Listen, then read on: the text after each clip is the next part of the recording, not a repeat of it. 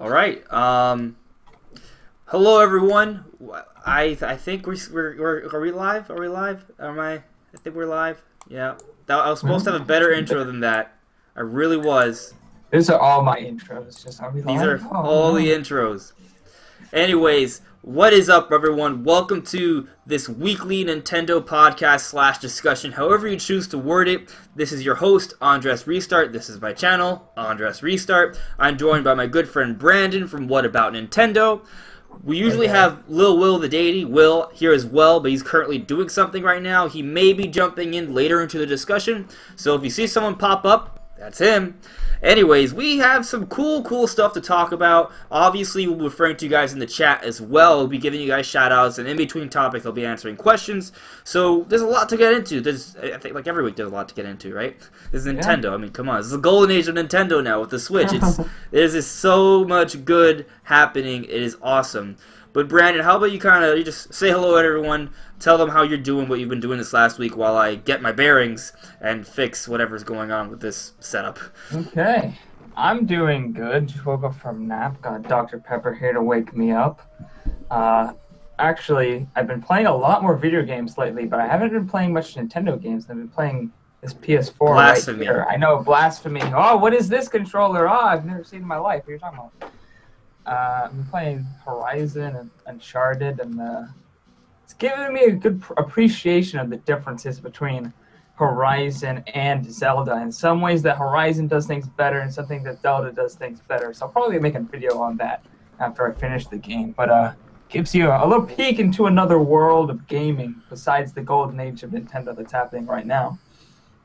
So, you know, I think it's healthy to do that once in a while. Absolutely. I mean, you know, if you can play other kinds of games and you have the time for it, why not?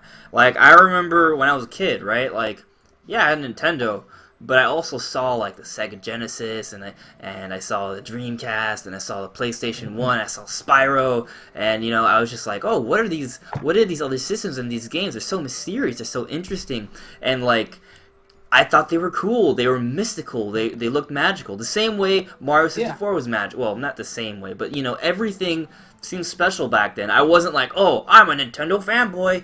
Only Nintendo forever. I was just like, oh, these are all special experiences, and I want to try each one.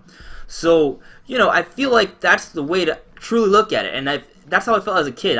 It's unadulterated, just, you know, curiosity and excitement. And if we really strip away the fanboy bias, the hate, the judging, and all this, you know, random bull poop, like, they're just games. And if you can play it and have fun with it. That's just that simple. Like, I mean, I've been talking about Bloodborne the last couple weeks. I beat it. I had a great time. And you know what? I realized that Bloodborne actually takes a lot from Metroid Prime and a lot from Zelda, and I really enjoyed it. I saw those elements. It was really cool. And it's a great game in and of itself, and now I'm a Souls fan. So, you know, I'm looking forward to Dark Souls Remastered on Switch in May. Yeah, but let's see how everyone's doing in the chat. You know, I haven't been able to get to the chat yet, so how is everyone? Let me kind of scroll through the top before we jump into the topics.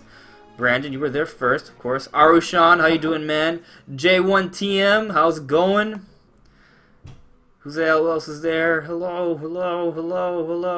That's 7 hellos. Yeah, you guys had a bit of a discussion. Yeah, Will, like I said earlier, he may be joining us later on to the discussion. He's currently doing something with someone else. He may be betraying me, but well, it's okay. Sabbath64, what's up, bro? A player essence style of anime to you guys, J1TM. Interesting. I haven't heard of that sort of compliment before, but I know player essence. He's a cool dude. I'm subscribed to him. I love anime, so I think it's a compliment. Cycly, you are up, bro. I mean, you know, you gotta sleep, but at the same time, I'm happy you are here. Sleep. This will be up a video. Maybe you shouldn't. But you know. Maybe you shouldn't go to school tomorrow. We are the coolest. Yeah, we are going to talk about the Nindies Showcase. That's why I put it first, because I think that's maybe the least exciting out of everything, you know? Alright, so, Kevin Rivera, what's up, bro? Oh, Sabbath, you're not an indie fan. Okay. Fudge Poop. Oh, yeah, there's some weeaboos here. I'm a weeaboo. I love anime, man. There's some, like, yeah, there's just some really good shows. Really good shows. Dragon Ball Super, bro. that was quite an ending. The show started off bad, not gonna lie, but I'm a huge Dragon Ball fan. But not when I say the show, I mean the series, like when they were like recapping the movies. But then it just got better and better and better. And the last arc was actually really good. And I hope that when Dragon Ball comes back, they really change out the animators, they get a better creative direction, and they just take it to a whole other level. And I think they will. So I'm looking forward to that and the movie. Dragon Ball Super was more interesting to me than 60 episodes into the original Dragon Ball. I don't want to talk to you. Oh! Vegeta-san! Hello! So, new messages. What is this? This restream chat. I'm just not used to this. Alright, so this is what we're going to be talking about today, guys. Okay? We're going to be talking about the Nindies Showcase. I wanted to have a podcast last week, but just things fell through. It just didn't work out, so we didn't have it. But we'll be talking about the Nindies Showcase a little bit. And yeah, I was a little... I don't want to say... It was kind of lame compared to, you know, the Nintendo Direct beforehand, but we'll get into that. We're going to talk about Ark Survival Evolved. It was announced last week during the GDC. They showed it off on the Switch. It was running pretty well. And that's going to sort of extend into a little mini topic of us talking about Switch graphics for a bit. And then we're going to introduce our new segment, Smash Weekly. So every week we're going to have a Smash Weekly segment where we're just going to introduce some things that we want to talk about in Smash Brothers. And I honestly didn't plan that much because there's so many different things I want to talk about for Smash Brothers. I'm pretty sure I'll have some things you guys can obviously talk about, bring up things we can talk about for Smash Weekly. And, you know, we're always going to have topics to bring up in Smash Weekly about Smash, like Smash-focused stuff. And then after that, the main topic of discussion is all about Pokemon Switch. There are a whole bunch of MMO rumors, and there's some rumors out there. Some rumors that go all the way back to January 2014 that literally talk about the Nintendo Switch, like which before the hyper rumors even really began, which is leading a lot of people to believe that these rumors about this Pokemon game for Switch, it might be real. Maybe. It's a grain of salt, but we're going to talk about it, and I think if it's true, it's going to be crazy. So we're going to get into all of that, guys. Let me just kind of double check the chat, and we'll get started. Super Luigi Odyssey. Yeah, that'd be fun. Oh, look, I can scroll through. I don't have to press some random buttons. Yeah. Cycling is awesome. I think it autos to live chats, the freaking top chat. Oh, Cycling, man. Yeah, I appreciate it, bro. Thank you so much. You know, no rush, but I appreciate the thoughts at least. So, Super Samus Odyssey. She's already in space, so Sabbath Super Saiyan Odyssey. Yeah, we definitely are some weeaboos right here, but that's not a bad thing. It sounds bad, but it's not. Weeaboo proud. Our shot in another game called Legend of Mario Breath of Princess Peach. He's happened, obviously. Yeah, Kevin Rivera is also excited about the Pokemon MMO rumors. It is, yeah, it's pretty cool. So, I'm not gonna send you guys now, but you guys should check out Endgame the Cube. He had a pretty good video, kind of summarizing, yeah, the whole Pokemon MMO rumors. But I'll go into most of the details later on in the discussion. So let's talk about the Nindies Showcase. Okay, it was a little disappointing to me personally mainly because of how excited I was after the Nintendo Direct. Like, that with that Smash announcement at the end and the Octo expansion, like, they really played things up. It was an indie showcase, so we should have had lower expectations. There are some indie games, but I think the thing that really bothered me is that I didn't see the games I wanted to see. Like, there was no talk of the King Knight campaign for Shovel Knight. That was supposed to come out last year. It hasn't come out yet. So I'm kind of confused as to what's going on with the King Knight campaign for Shovel Knight. If someone knows, let me know in the comments. I may have missed an announcement there, but I haven't heard anything, and that's really weird. And I love Shovel Knight. I want the full campaign already. Give it to me. But that wasn't there. Morphe's Law, a game I was really excited about, like this interesting third-person shooter where everyone's kind of like growing and shrinking, and it's like has kind of like a Aztec sort of Mexican sort of style. That also wasn't there, and that was also supposed to come out last year. Don't know where that is. And we got to see Travis Strikes Down. And, the thing about Travis Strikes Down, like, I understand that it's a spin-off, but when I first saw it, I actually thought that it was just going to be maybe, like, a shorter version of, like, No More Heroes, but still be, like, that No More Heroes gameplay. The gameplay is completely different. It's obviously, when they said, oh, it's running on Unreal Engine, I mean, I guess it technically is running on Unreal Engine, but it's nothing, it's pretty, but it's not, like, a big showcase either. It's one of the more unique it's art styles. but it's a unique style, but it's clearly a low budget game, which I should have known. Yeah. But I still was left a little disappointed because I wanted like No More Heroes 3, but that doesn't mean No More Heroes 3 isn't coming. So it could be still a great game in and of itself. But Will, before I kind of talk about some of my picks, what did you think about the Nindies showcase? It didn't have Wargroove, like no Wargroove announcements there. No talk about that game. So obviously 0 out of 10, garbage.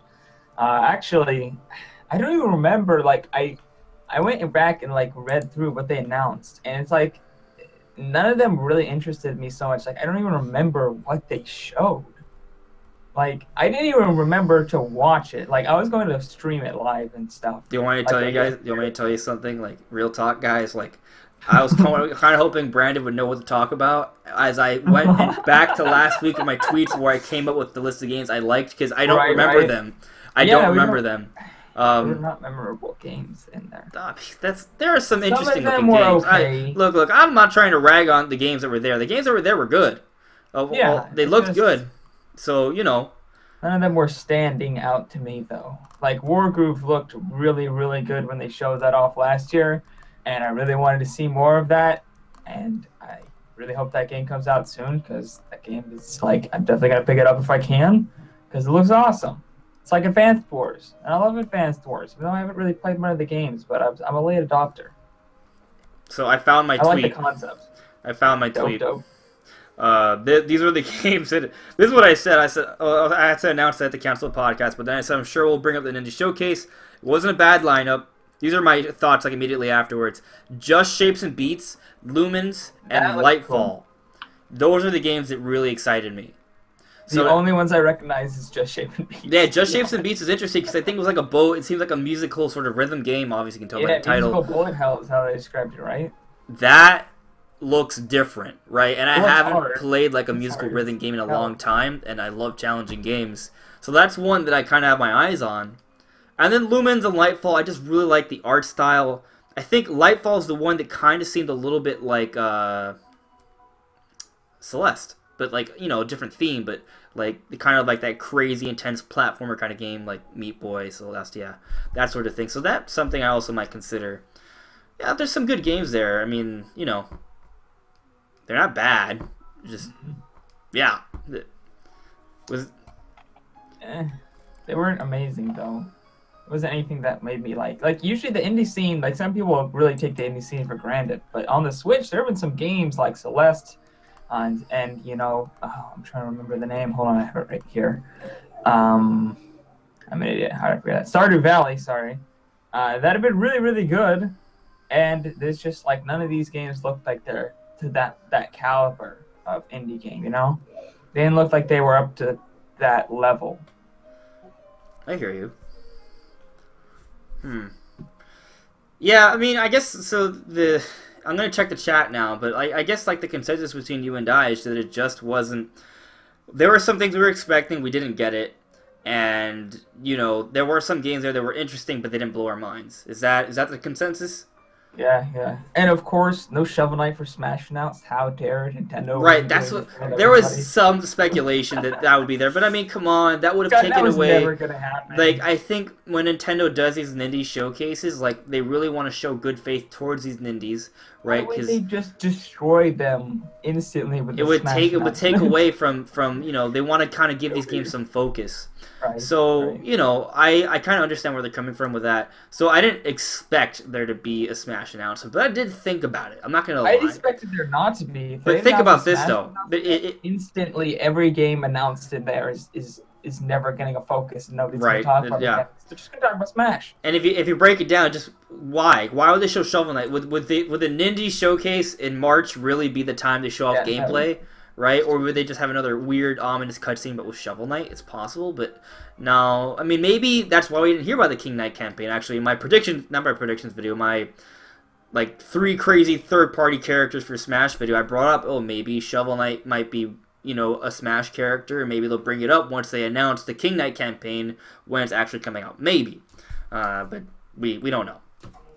No, I don't know what's going on with Shovel Knight. Yeah, I don't know. I just don't. So let me see what's going on in the chat before we move on to topics here. Vegeta-san, Waluigi Odyssey, what's up, Cyndaquil? Unpopular opinion, but I hope Pokemon won't be an MMO. So, I feel you there, and the rumor doesn't necessarily say that Pokemon is an MMO. So, but we'll get into that later on into the discussion. But MMO elements it's different. A Wario Land game. Yeah, there was a trademark release that suggests that new Wario Land game is coming out. Interesting. Huh. I've never played any of the Wario games. So no, I never played the Wario game on GameCube. I've only played WarioWare, so I can't. I haven't even played that. I've literally never played any Wario games at all. You should play the WarioWare games, man. They're a good time. It's great games you could play with your brothers and sisters. Right? It's just one sister. Just one. Okay.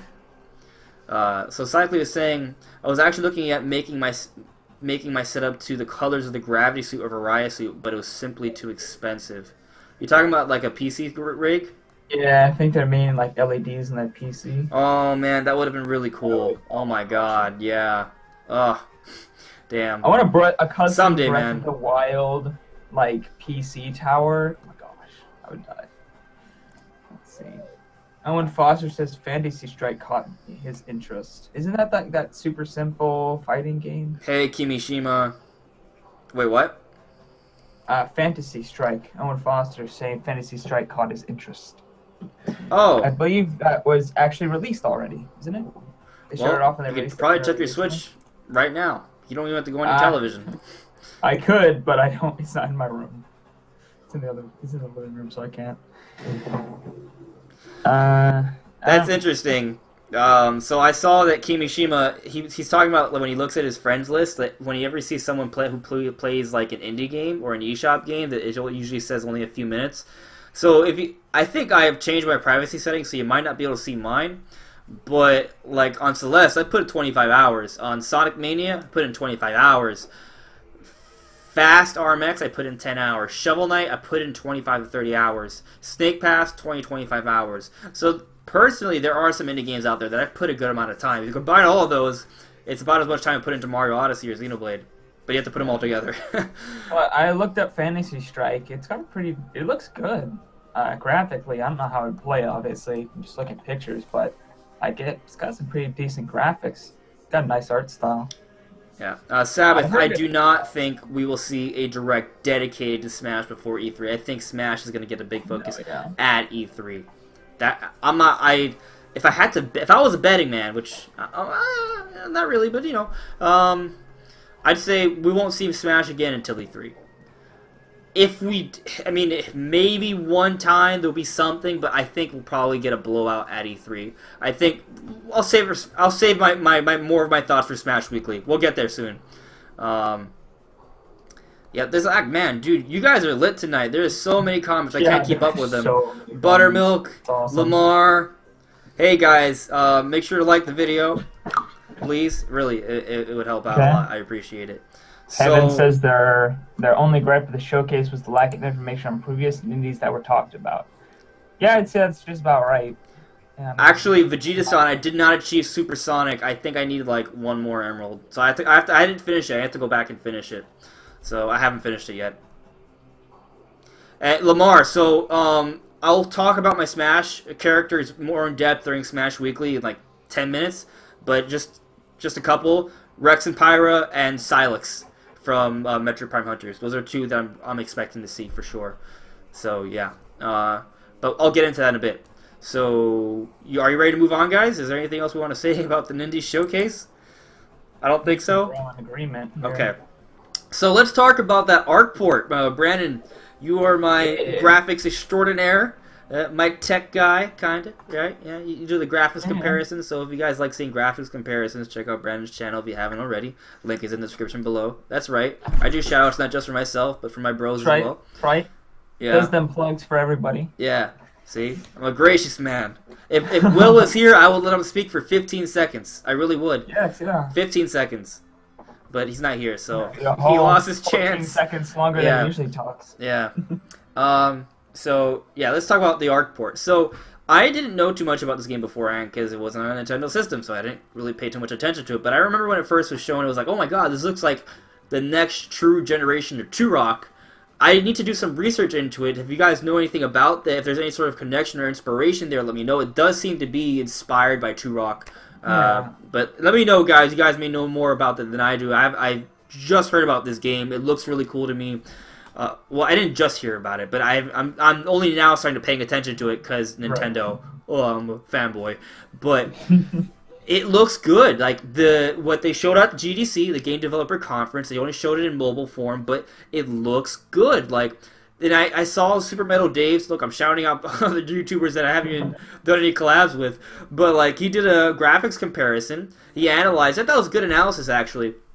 And, you know, he brought up some points, and she literally, the thing is, Super Metal Dave, I love him, but there have been times he's done some things, and I'm like, oh, I don't like your opinion there, Dave, but, like, I really thought he was kind of going for a direction where he was going to say, oh, look, the Switch version sucks compared to the PS4 Pro version, except actually, the opposite. He was talking about how what we could see from Arc running on the Switch in mobile, well, like a poor feed, obviously, it seemed to be running comparatively well compared to the PS4 Pro version. I'm not saying the graphics are the same, but it looked like the frame rate wasn't as bad as the PS4 Pro version. It looked like most of the assets were very comparable. The game looked to be running really well. It looked like the lighting engine was really advanced. He even made a point to talk about how the lighting engine is kind of what separates this generation from previous generations.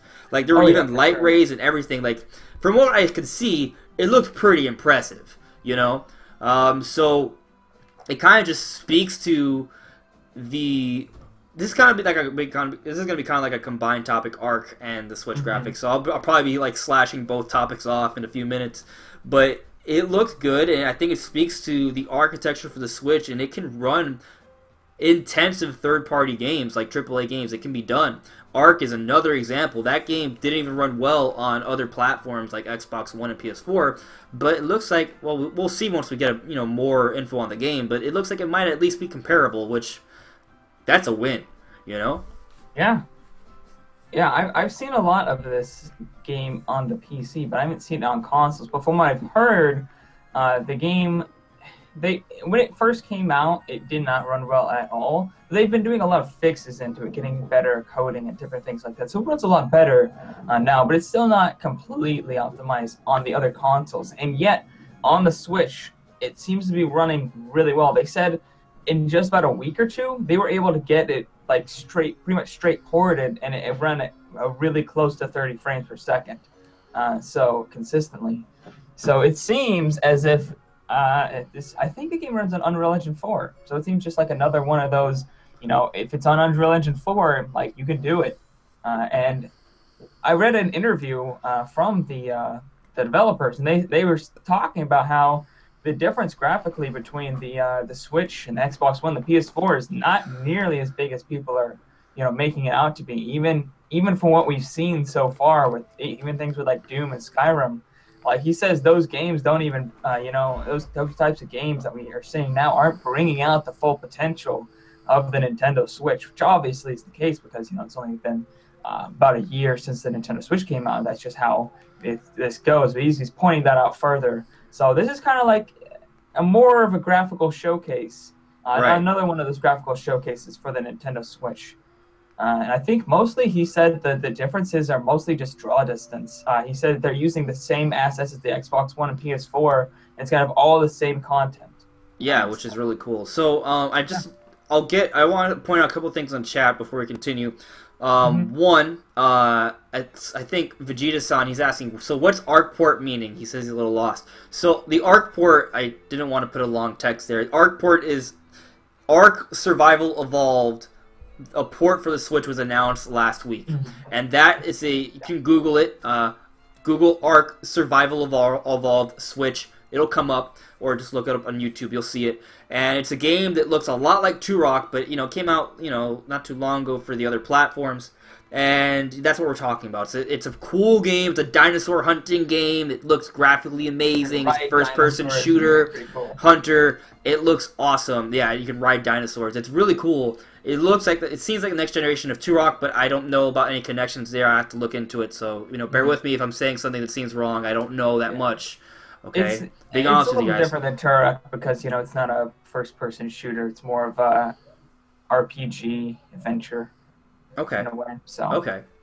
All right. So yeah, and survival elements too. Yeah, and then I also noticed that Cycly was saying that let's talk about truth here. The Xbox One X and the PS4 Pro destroy the Switch in terms of performance. Absolutely. In fact, the Switch is weaker than the normal PS4 and the Xbox One. Mm-hmm. But what is turning out to be the case is that if you take 4K out of the equation, right, the Switch still is weaker than the PS4 and the Xbox One, the normal ones, but the difference isn't so significant that the games can't run the system and look comparable. Comparable, not better, comparable, right? And when you're playing portably, the difference is negligible. On the television, side by side, the Switch version is not going to be as good, but there still are beautiful games on the Switch. Beautiful games on the Switch. And, here's the thing. I remember a few weeks ago, they brought out a patch for Doom. And people were talking about how Doom was an amazing achievement on Switch, but it was kind of blurry in terms of textures. There were some frame drops. And a few weeks ago, they just released a patch that improved the performance. The frame rate improved a little bit, and the resolution is also a little higher now as well. So that's really cool. It has a dynamic resolution, but the averages are higher. Is what I'm getting at. So they made the game look and run better. Yeah, the frame rate's a lot better on it. I saw, lately they haven't been the best, but it's hard to mess up frame rate counts. But Digital Foundry went through and did some stuff on it, and it's consistently at 3 to 5 frames per second higher in pretty much every area, which is a big improvement. So when you're targeting 30 FPS, the drops are way less than they were before. Yeah. So, it's I think the Switch, as time is going to go on, right? I brought up the whole Doom thing because they found a way to make the game run even better, even though people were already assuming that when the game came out that was peak Switch. No. That's right. Even with the Switch, developers are going to find ways to take advantage of that system. Now, I remember back on the PS2 era. The PS2 was okay. Well, it was stronger than Dreamcast, right? But the Dreamcast kind of phased out. It was a lot weaker than the GameCube and the Xbox. A lot weaker. Yeah. But the PS2 was the market leader, so it had all the games, and developers found ways to really, push out as much performance as they could with the PS2, and developers got progressively better and better with that hardware. So, there is some flexibility here. They can push the Switch hardware. It's never going to be better than PS4. Not saying that. That's never going to happen, right? But the games are going to look good. They're going to run fine enough for most people. There are people that are going to prefer 4K and stuff like that. And more power to you. I like beautiful experiences. For example, I wanted to watch the Dragon Ball Super finale, but I waited 4 extra hours because I knew the bandwidth on Crunchyroll would be terrible and it would be blurry. So I waited because I needed to watch that in, crisp quality HD, no buffering issues. I wanted a smooth cinematic experience. So totally, I'm with you guys there. If that's what you're going for, then a 4K console or a PC, PC Master Race is for you. But, the Switch can do a lot. And then look at Mario Odyssey, look at, Breath of the Wild is actually developed for Wii U, right? Imagine what they could do for a Zelda game developed solely for Switch. There's going to be some really good-looking games out there, right? The Wii had good-looking games. Heck, the N64... Okay. Okay. The GameCube had amazing looking... There you go. Yeah. Though I will say that for the N64, some of the games that had the RAM expansion pack, those are kind of good, like Banjo-Kazooie and Donkey Kong 64. A little good, not amazing. Paper Mario looks good. There you go. Yeah, timeless. So, is there anything else you want to say to the Arc port and Switch graphics while I get to the chat, or no? Yeah, I mean, it's like this. Look at the beginning of literally every generation. Like the 360 was pretty much just, you know, HD Xbox original. The original Xbox, yeah, the Xbox One, it was pretty much just higher resolution Xbox 360 games. That's just how it is every generation, especially when you're porting games like Zelda Breath of the Wild over. You know, all you're doing is getting the minimum enhancements that will make people happy and then throwing it on there. You're not going, you know, for everything it can do yet. And so, and plus there's just ways, consoles evolve so much. You can find new ways to just squeeze out more graphics as you go along. Oh, Will is here. Yeah. Oh, man. Hey, Will. Oh. Are you ready to talk or no, bro? You're counting down on those 15 seconds of talking, Will. Do you need a minute or are you good to go? Oh, no, I'm fine. Oh, okay. So I'm going to give you 15 seconds to talk about Switch graphics. This is your time. Go. Go. Well, 1, 2.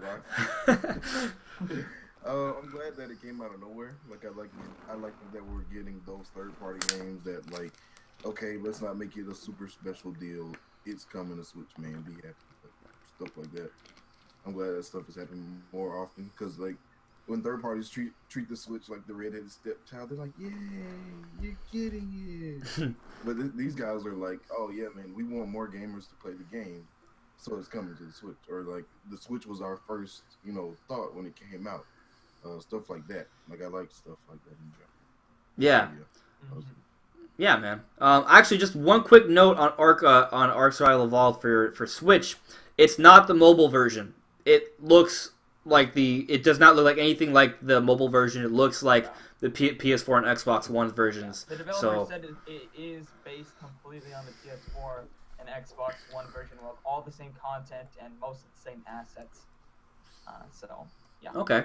So, is there anything else you guys want to say to the Switch graphics before I get to the chat, so we can move on to Smash Weekly? Yeah. No? Or no. Yeah? All right. Okay. I heard yeah, so I was just like, yeah, oh. I was yeah about Smash. Not yeah. I want to talk more about graphics. Okay.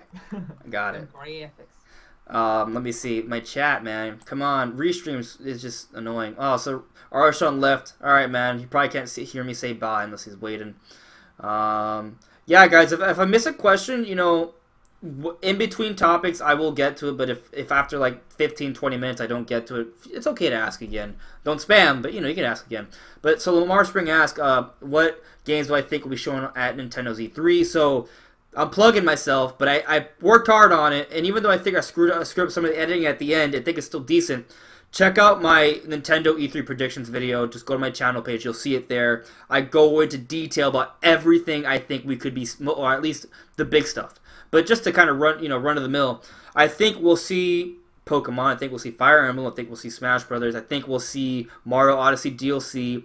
I think we will see maybe Mario Party. I think there's a chance we'll get a sneak peek at Pikmin 4, a sneak peek at Animal Crossing, and I think Metro Prime 4 is going to have a much bigger focus than people think. So, yeah, if you want more details and my predicted dates and releases for all of that, check it out. I think it's good. So, yeah, watch it. Not after the podcast, though. So, what else is here? So, Cycling is saying, don't get me wrong, the Switch is good. If it wasn't, it wouldn't run Breath of the Wild at established 60 FPS. But a full-fledged living room system eating 230... it doesn't run... Breath of the Wild at 60 frames per second, or am I reading that wrong? But a full fleshed out living room system eating 230 volts will always get... Yeah, it only runs at 30 FPS. I mean, I feel like if they were developed Breath of the Wild ground up for Switch, they could run it at 60 FPS, but traditionally Zelda games are always 30, or they try to hit 30 at least. So, I'm not sure. But I still think it's impressive. I agree that the Switch does impressive stuff. You know, as we were saying. Especially when you're coming over from the absolutely terrible architecture of the Wii U. And it is also voltage efficient. Yes, very power efficient. Willie, were you gonna say something? I'll give you another 15 seconds. You did a good job last time. Yeah, yeah. Yeah, I think without a doubt it could run on the Switch 60 frames per second because they did confirm it. They said something along the lines like, "Hey, this this game does not tax the Switch," you know. And a lot of us as fans came to the conclusion that like Breath of the Wild was sort of a rushed port, so even if they could optimize for that type of stuff, they were running out of time. So Yeah, that's why we saw the different patches, updates. Right. Yeah, it got a lot of patches, and it still looked good. And yeah, so for sure. But Will, just a quick note: you did sound a little robotic, so I don't know if it's gonna resolve itself. Robotic. You sounded like a robot. So either A, you are a robot, or B, there's something wrong with your connection. So if you want, you can jump out and jump back in while I get more to the chat. Yeah. Yeah. I actually have a comment while he's doing that. Cycly says, regarding Unreal Engine 4, the engine is really intensive, like really intensive. I have difficulties running it with about 100 actors, entities like enemies or whatever, so I don't know about that, Brandon. I'm assuming I said that Unreal Engine works really well on the Switch, which is true, because while the Unreal Engine program you may be running is really intensive, Unreal Engine 4 is the most scalable engine ever made. It can be used for any type of games with any types of graphics, and is really easy to scale. So that is how that works. Okay. Will, you good? Are you back? Are you a robot? hopefully I'm good. You don't sound like a robot now. Okay. No more robot Will. He fixed his condensers that changed his robot voice to human voice. Oh, yeah. that was a quick transfer. So, hello, Soggy Biscuit. So Vegeta-san saying, since we saw characters like Rayman and Crash make it to Nintendo, will we see characters from Nintendo like Link make it to... No. They will not. I don't see that happening. No, Nintendo's super protective of their IP. Yeah. And also, Rayman and Crash aren't Microsoft and Sony franchises. Yeah, they're not. No, they're not. Minecraft on there because Microsoft's in a tough spot right now and they don't want to get any more hate. Rayman? I thought it was like a Ubisoft thing. Rayman is Ubisoft's. Rayman is. I said Minecraft is Microsoft's. Yeah. No, I was talking about Andres. He said that Rayman was Microsoft. No, he said Rayman was... I didn't mean to. No, not PS4. Right, yeah. Rayman is from Ubisoft. Crash is from Activision, I believe. Right? Yeah. But they had a partnership with PlayStation, Sony back in the 90s, which is why you saw Crash associated with PlayStation 1 back in the day. But it's actually not a Sony franchise. So Rayman and Crash getting on Nintendo is not a big... You know, they're just third-party games. They're not associated with Microsoft or Sony. But Link and Mario definitely are 100% associated with Nintendo, and Nintendo will not allow them to go on other platforms. That's not going to happen. Oh, I see. Yeah. They have no need. Yeah. Hey, Jeremy. Yeah, exactly. We're on the same page now. So, sup, Snowman. I think I got to that. All right. Apparently, you sound quiet, Brandon. I sound quiet. Maybe I should start shouting more. I could turn my mic up. Is it you, or I mean, I could adjust it from the Google Hangout. I think. Yeah, it might be. You guys sound good to me, so that's the thing. I don't know. Okay, I don't even know how to access Google Hangout. Apparently. It might just be OBS doing its OBS-ness. Yeah. Oh, Brandon too. Turn it on, but... Yeah, let me. I'll try and up your volume. BS stuff. I get it. Will knows what's up. That old BS. Well, honestly, I don't know what's going my on. crappy humor. I raised the volume for both of you a little bit, but I don't know if it makes a difference. I don't want to see Crash in there. Oh, why? All right. Sleep is for the weak. Huh. All right. Frankly, don't die on us, man. Okay, just because you wanted to watch our podcast. Go on, Will. I would rather see a Crash in there than the rabbits, who have a higher chance. Gosh. Yeah, the rabbits have no business being in Smash. I guess we're kind of flowing into the Smash Weekly then. I want to give it an introduction. I can't keep up with the chat. Damn it. It's too much. So many awesome people in the chat. Yeah. Yeah, there's so much. All right. Let's get into Smash Weekly now. We're getting into Smash Weekly. So, welcome everyone to the very first segment of Smash Weekly. We will be doing Smash Weekly every week, all the way up until the release of Smash Brothers. And thank God it's coming out in 2018 because it's gonna be some work. It's gonna be some work, and it has to be really consistent. But it's gonna be fun because I love Smash, I love Nintendo, I love games, and I think you guys do as well. Or else you probably wouldn't be here. So yeah. We're going to basically just talk about Smash Bros. For a little bit. So is there anything in particular that you guys want to bring up to sort of just, smash off Smash Weekly? Yeah, I think we should bring up that ARMS interview with the director of the game. It's a perfect thing to bring up, Brandon, actually. Yeah, exactly. You want to do it, Your Honor? Sure. So, people keep asking, is an ARMS character, Spring Man, going to be in Smash? And the director actually came out and said, well, he kind of said yes and no, and he can't say at the same time. It was a very interesting comment. I should probably go grab it, actually, real quick, because it's not far down my timeline, so I can get an accurate quote here. Yeah, here it is, right here. So, as soon as it loads. Here we go. Come on. Alright, so he says, I think the correct reaction to say is, I can't answer that. Another thing I'd say is that ARMS is so young, it's only a year old, that maybe it's too early to think about that. But I think it's absolutely fantastic that there are people out there talking about ARMS characters in that way. So he kind of says, I can't answer that, and then he kind of says pretty much no, because it's too young, and then he says, that's awesome, and he wants it in there. So I don't know what to think. Right. You showed me earlier, and I basically said it was just like a really nice no comment because he said different things, Will, what do you think? Well, kind of like what you guys said, that kind of just sounds like what any other developer would say. It's like, oh man, I'm surprised. My series, a Nintendo series, is like.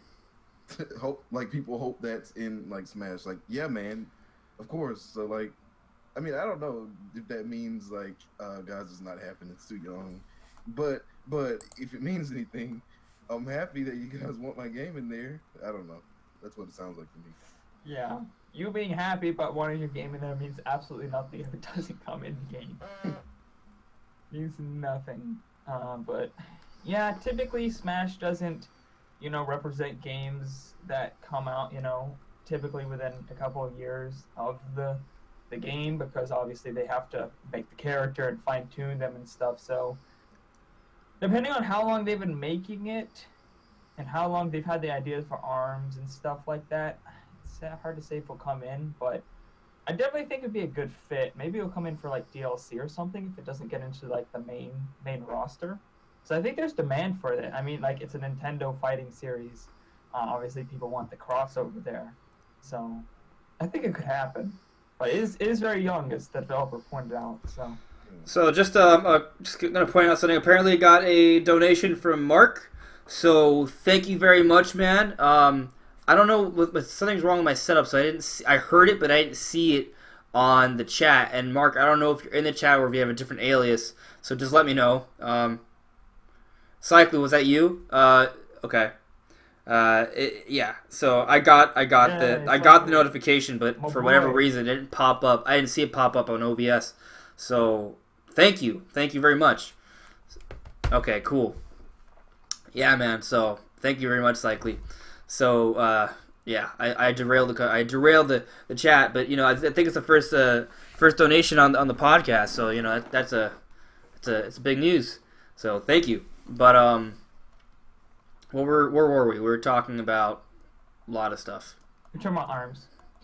I have ARMS. I have 2 ARMS. Yeah. So so there's one thing about that interview that I want to point out. I don't think it doesn't really tell us either thing. It doesn't tell us, oh, it's coming, it's not coming. But he does mention that, hey, look, ARMS only just came out last year. Right? It's a new Nintendo franchise, right? How often is it that a new Nintendo franchise makes it in, with just one game? They have one game on their resume, and they make it in, they haven't even been around for more than 2 years. What game? 'Cause you can't say Splatoon because Splatoon now has a sequel, right? And they've been around for almost 4 years now, right? Right. Something like that, yeah. Yeah. And then, well, you can look at it that way, yeah. So I'm not saying that it can't happen. I'm simply saying that, hey, look, what games have made it to Smash Brothers that don't have, that much of a resume? Like Splatoon, actually, if you think about it, is making it pretty early on with not too much of a resume, you know? Yeah, but it was a ridiculous breakout success. No, definitely, absolutely, for sure. ARMS was not as it did well. It's solid. But It's solid, but it's not. It felt great, but not even close to numbers. Really good in its own little landscape. Like in comparison to fighting games, it did really good. Yeah. Like, I think it sold better than Street Fighter 5. Street Fighter 5. I think it's That's the new one, right? Tekken 7 and 2. Yeah, and MC Ultimate, or what's the new one? Oh yeah, that wasn't a question. That's garbage. Oh boy. Yeah. Oh boy. But that is funny to see. Like you have the Marvel property and you can't even sell it. Right. The one that makes movies just absolutely sell millions of dollars. You can't sell the property that just made $1 billion in under a month. Right. Wow. One movie. Yeah. So, but I mean, if I had to bet, I think there's going to be an ARMS character. I do. And actually, I've been saying this a lot, right? But I've mentioned this multiple times already. But I'm really going to hammer it home. Okay. I think that this is going to be the game where we're going to get. There's going to be less clones. What's going to happen is that they're going to turn clones into just alternate costumes. Like Marth, an alternate for Marth is going to be Lucina. It's not going to be it's going to take up one character slot. Just instead of changing Marth's color, when you change its color, it's just going to be Lucina instead, like that. So what if for ARMS they have an ARMS character? What if it's just they pick like one ARMS, but they can change like 8 of the different ARMS characters? And yes, they would all pretty much play the same, but the aesthetics would be different. Yeah, I think they'd have to play it completely the same. What do you guys think about that? You think that's a likelihood? Is it possible? Oh, it's definitely possible. Like, I think that would be more efficient, too. Yeah. For sure. I think for existing characters, like, molding them into that would make sense, but, like, for every character, what are there, like, 8 different skins you can have? So, I mean... Like, wouldn't... Skin, I think it'd be a mix. It could take time. Right. I don't know how long that would take to make all these. It wouldn't be that harder to give Marth a Lucina cut skin, though. No, yeah, 'cause she already exists, like, as a character. Yeah. Do you guys think, and this, like, I think this is a good question. Like, do you guys think that all the characters have already been, like, predetermined? No. You mean like they I know think what they are? this is my opinion of it. My opinion is that this Smash Brothers is going to have a smaller starting roster than the previous Smash Brothers. Actually, I don't know. I think... Okay, this is what I mean. I think this... Okay, because think about it. This Smash Brothers are being more secretive. Like, when last Smash Brothers was shown off, like, we got it, and then we got regular, like, little announcements. I think they're going to hold off on the information for this Smash Brothers, and going into the game, there's going to be a lot of secrets. So that base roster we get in the beginning is going to be smaller than the base roster we get with the other games. But there's still going to be a large amount of characters. I would say at least 40, maybe 50, heck, maybe even 6. I think it may end up being a little smaller or about the same number because some of those characters are going to be taken out or turned into alternate costumes. Like Lucina's not going to take up a character slot anymore. Either A, she's going to become a Marth costume, or she's gone. You know what I mean? Stuff like that. But I think there's going to be at least 10 new newcomers. At least 10. And I think that to directly answering your question, Will, I think that there's going to be DLC characters. And I don't think all the DLC characters have been decided. You know, we may get DLC characters for like 2 or 3 years. I mean, because I think Sakurai, like, he made it a point to like hammer it home. He was like, yeah, we already know our characters, etc., etc. So I was like, so you already know who the characters are, and begging for Shrek won't help. Right? Yeah, I mean. But that doesn't count DLC though. Yeah, for the starting roster, obviously that's predetermined. If the game's coming out this year, there's no way they have time to make a bunch of new characters, you know, on demand, like from what people are just spamming in the comments. Not that they really look at those anyways, because most of them are just fanboys and vocal minorities. But definitely, I think for DLC, we might maybe see another ballot, or you know, maybe whatever, if they release like a new IP, or if ARMS comes popular. I don't know. You know, whatever happens. Whatever game starts selling or something, or what people want may come true. So I don't think the DLC is necessarily predetermined. Maybe some characters are, obviously. But yeah, I think that could change. Yeah. Especially if the Switch is supported for, like, you know, what would they said, like 6-7 years or whatever they said. Yeah, like 9 or 10, they said. Yeah.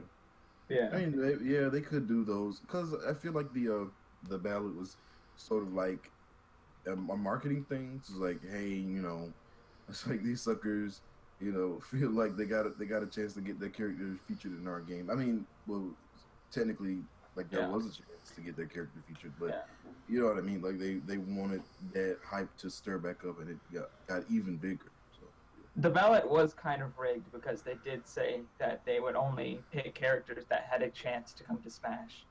So like.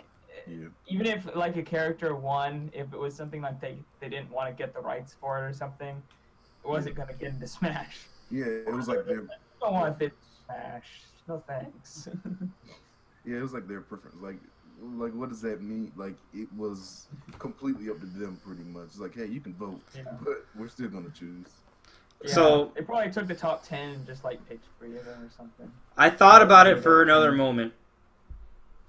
Sorry to interrupt you guys, but I think, but I still believe what I said. That I think the starting roster will be smaller, but there'll be characters to unlock, right? Mm-hmm. I think there's definitely gonna be newcomers. There's gonna be some cuts, and I do stand by the idea that some of the characters will become alternate costumes. Most of them won't be, you know. But it could be a good way. Some Fire Emblem alternate costumes, because there's way too many. There's a lot of them, but you know, I really like what they did with you know, Bowser Jr. I thought that was really cool, having all the Koopa Troopas. That was really cool. So I would like to see more of that. They could be a great way to bring in other interesting characters that we won't otherwise get a chance to see. Like maybe if people want a Waluigi character, right? Like if they don't, which I think they kind of should create a Waluigi character maybe by now, but if they don't, at least make him an alternate costume. At least, like not a color swap, like actual like character model. At least that, you know. But he could be his own character. You know, he could use a lot of like the Mario Sports abilities. Yeah, so turn around, beat people over the head with tennis. But the roster, I think, definitely is going to be bigger than Smash 4 overall. You know, it's definitely going to be bigger overall. But at the same time, you don't need a bigger roster to be better, right? Like sometimes, you know, there's just so many characters. There's so many of them. Polish, I think, is best, and I want like, you know, better single player modes. But you know, they created great characters in Smash 4. I don't see why they can't reuse almost all of them and just, you know, slightly improve them or polish, or, you know, fix the balancing with them, because I know people have complained about Bayonetta, and I heard about even Cloud being complained about at times as well. I don't pay too much attention to Smash meta, so but I think it'd be a shame if those characters don't come back. You know, I gotta think that they would come back. So I don't know. What do you guys think? Do you guys think Cloud and Bayonetta are coming back? Like I've heard some people say no. Bayonetta is coming back for sure, 100%. They're making Bayonetta 3. There's no way they're not going to represent that. Right, like Bayonetta 3 is probably coming this year, and they need that sort of, like, I think they need that push. And Bayonetta, as far as Nintendo is concerned, and as far as I'm concerned, Nintendo pretty much owns Bayonetta now. So, I mean, yeah, I definitely think they're coming back. Cloud is a bit iffy, but Square's been really buddy-buddy with Nintendo lately, so I don't see why not. I don't see how it would hurt them, so. Go on. Yeah, by the time Smash comes out, I think even Square Enix knows, like, hey, this thing's popping in Japan right now. Right. And by the time like Smash comes out, presumably September, it will be super hot. So we need our boy Cloud in Smash. You know, we need him to grow with our system. So. Okay. Can I read a comment real quick here, Andres? By all means, bro. Alright. Jeremy Bin says Smash trailer before E3. And will the E3 Invitationals be confirmation of a new or port of Smash? I don't think the E3 Invitationals, to start off with that point, means that's a new or old Smash, just because like ARMS had Invitationals when they came out, and it's a brand new game. So I don't think that means that it has to be an old game or anything like that. I don't think that confirms it either way. And I don't think we're going to see a Smash trailer before E3. Well, actually, we might. But like maybe a teaser trailer or anything. I think I remember there being a Pokken tournament at some point, like, and people didn't really know how to play it at all. I don't know if it was at E3. I don't remember where it was, but like it was publicized, it was televised or streamed, and like you had a lot of players that were figuring out how to play as the tournament went on. You know, so they could do something similar to Smash. And at the same time, Smash is pick up and play. A lot of people already know how to play Smash, but it's like, yeah, there may be differences, but people are going to know what to do. You know, it's not going to be like, oh, how do I move? You know what I mean? Like, the basics are still going to be there. Yeah. Will, you were going to say something? Sorry, we kind of cut you off. Mm-hmm. 15 seconds, bro. I gotta remember.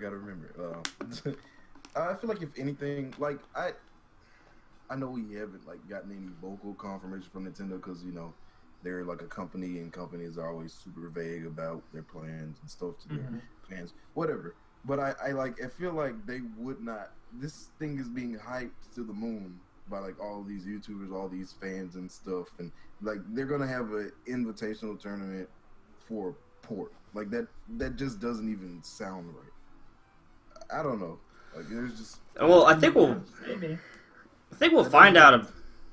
Go on. I think it's Smash 5, honestly. Yeah, I hope it's Smash 5 because Smash 4 honestly was pretty disappointing in a lot of ways, in my opinion. So. Like, there's no need to have an invitational like for port. It's the same game. Yeah. That's a good point, but we'll see. Yeah, I don't know. It's hard to say. Yeah.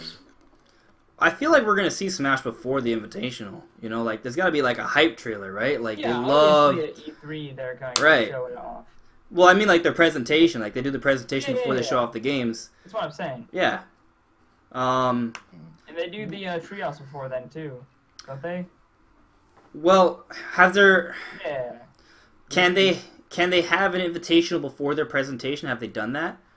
No, like last year, and I think the year before that, they did it like after the treehouse segment, like on like end of day 2 and day 3 and stuff like that. Okay. Yeah, I think that's the thing with Nintendo's E3s. They pretty much last year. People pretty much look at that 25-minute thing and they're like, "Oh man, Nintendo had the shortest E3," but no, Nintendo was out and about for like 3 days doing stuff on site. I was like, exactly. Nintendo's E3 days.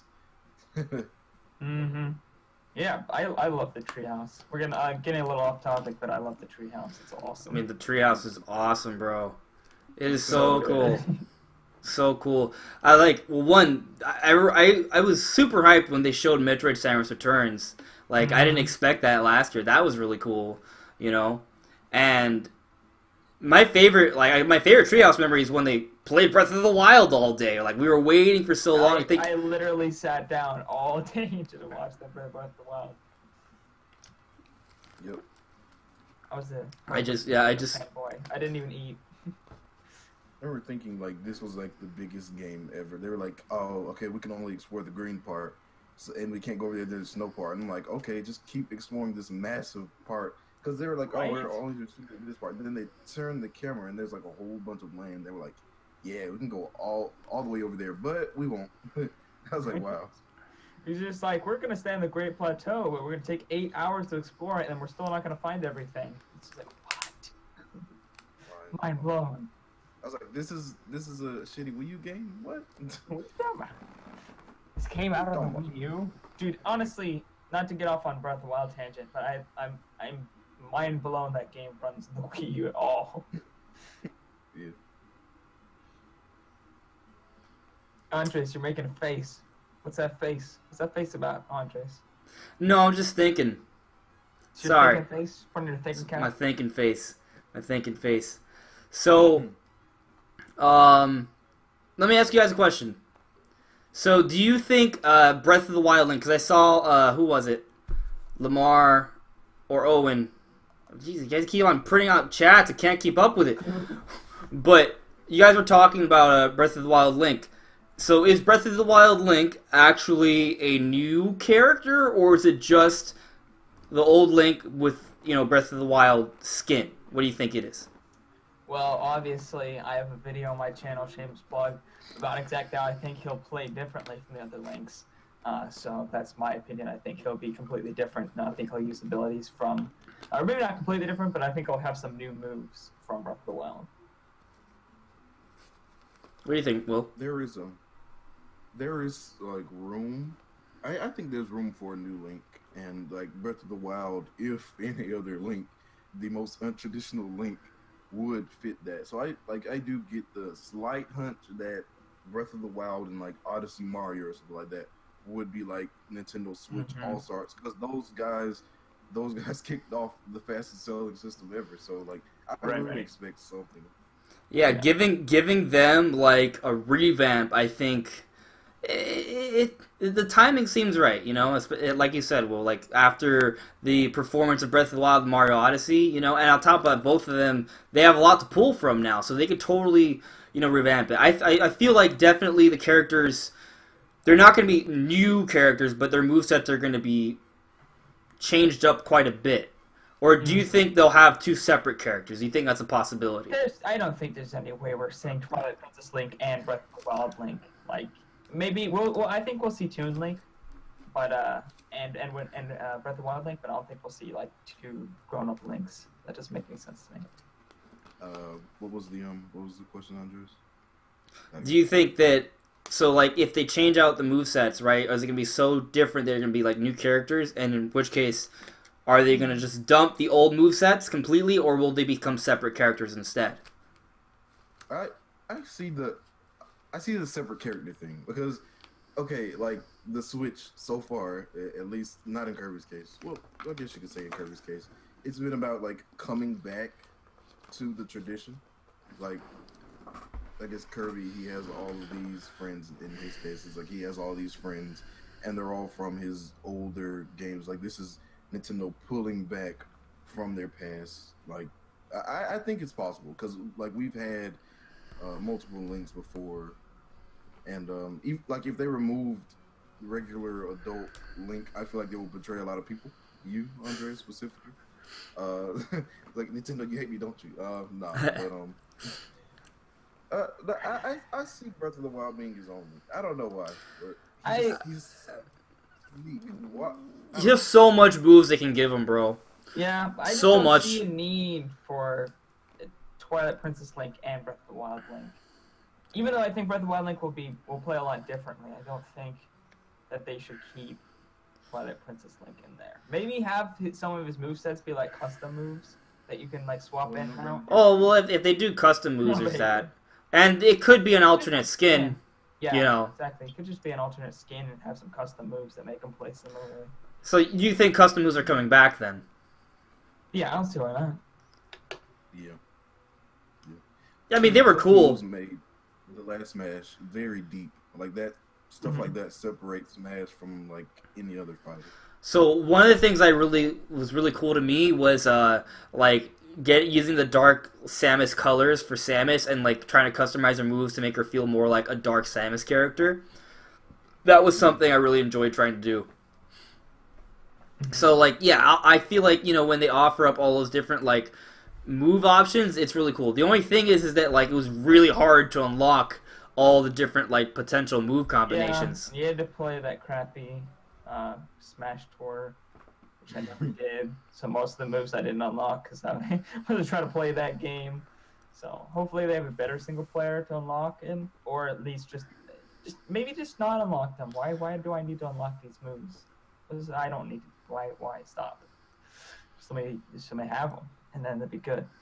But I mean, I guess if the single player is good, I'll play through them. But there's so many. It takes so long to unlock. Why?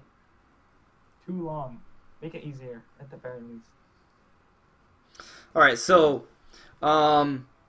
characters. Let's just like we're gonna talk about characters like every episode, obviously, but just like each of you guys, how about you each come up with 3 characters that you want to see in like Smash Brothers that you think have a decent chance at making it in? I could go first if you guys aren't ready yet. Yeah, you go Go first. ahead. Okay. Decidueye. I think Lamar Spring, you were bringing that up earlier. Decidueye, I think, I mean, he just seems like if they're going to bring a Pokemon from Gen 7, it makes a lot of sense. He was in Pokken. He's a grass ghost type. He's a starter. I think he's really cool, and that would be really awesome. I also think there should be, like, maybe another water Pokemon, but there is already a lot of Pokemon, so maybe not. I also think Silex should be coming. Silex, if you guys don't know, Silex is the hunter, one of the hunters from Metroid Prime Hunters, right? But spoiler alert, at the end of Metroid Prime 3, there is a certain ship that is following Samus, and I'm pretty sure it's already confirmed that was Silex's ship following Samus, which in interviews it has been said that Silex's relationship with Samus and his interactions with the Galactic Federation could have some sort of tie-in with Metroid Prime 4. So given this Silex could have a big influence on Metroid Prime 4, he's going to take a spotlight, and I think he could maybe be a character in Smash Brothers. So, Silex, I think there's he has a unique moveset, like we see him in Hunters, so the moveset is there, right? He uses his coil and everything. It'd be interesting. One more character, I think that could be in it. I brought it up earlier, and I don't even remember what I brought up. But whatever, I'll talk about it another time. I'll bring up this one, Skull Kid. I know you guys have been talking about Skull Kid. Skull Kid is so cool, man. Like, if you want to bring in another, like, Zelda, a character that's like an antagonist, I think Skull Kid makes so much sense, right? Like, he has, obviously all the shadow powers, right? And if you feel like you need to create more moves, if you feel like you don't have enough from his boss fight, then you could even make him maybe use, like, some of the other masks that are in Majora's Mask to, with him as well, and like combine with him. I think that could be really interesting. There's so much they could do there. And of course the final Smash, if you really want to get epic with it, could be the Moon Destruction. That's one possibility, right? It would also be really cool to like just kind of maybe I'd also like to see actually like Majora's Mask characters, but I'll save those for another discussion, or you guys can talk about them. But those are some options I think could be really good fits for the next Smash Brothers. Yeah. Oh, one of mine. I have to come up with a third one again. Well, I can go. Yeah, you go.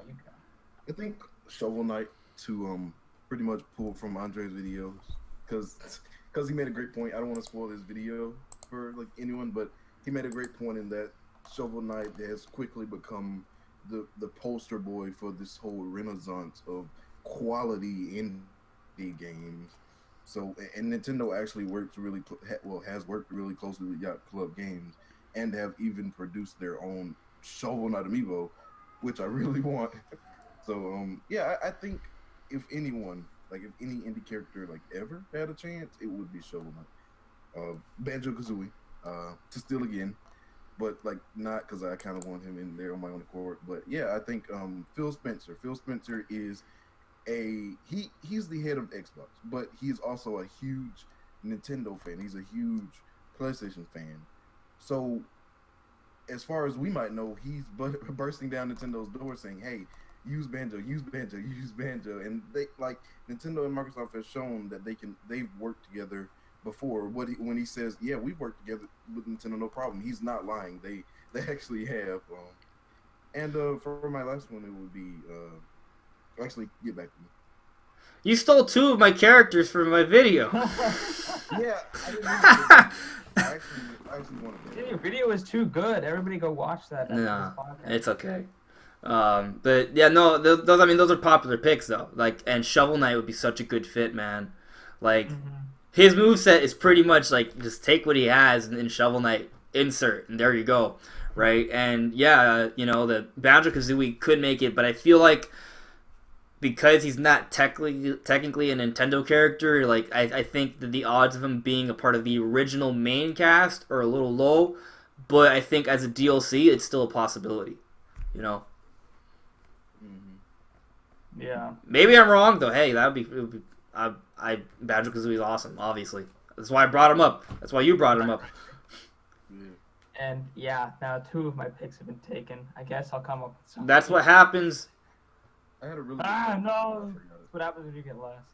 Okay, Isaac from Golden Sun would be super good. Like he would be really unique. because he has a mixture of swordplay and psychic moves. Like it's really good. Like I guess some people would describe it as like Nintendo Final Fantasy. I saw a video where they were like, "Oh yeah, he's basically Nintendo's Cloud or whatever." So I think that would be cool. A very lesser known about like Nintendo's history, I guess you could say. Like he can make a surprise like appearance, and he's like, "I'm older than the majority of you," and like whoop their butts. Yeah, that'd be cool. So actually, it's an interesting point. Do you think that there'd be voice acting? That's a good question. No. No. Okay. What say you, Brandon? It's so hard to think of things. I guess Rayman. I guess that could be a character that could come in Smash. Were people like running him in Smash 4? Who were like, "Oh, Rayman needs to come to Smash." He's a pretty interesting character. I like his games.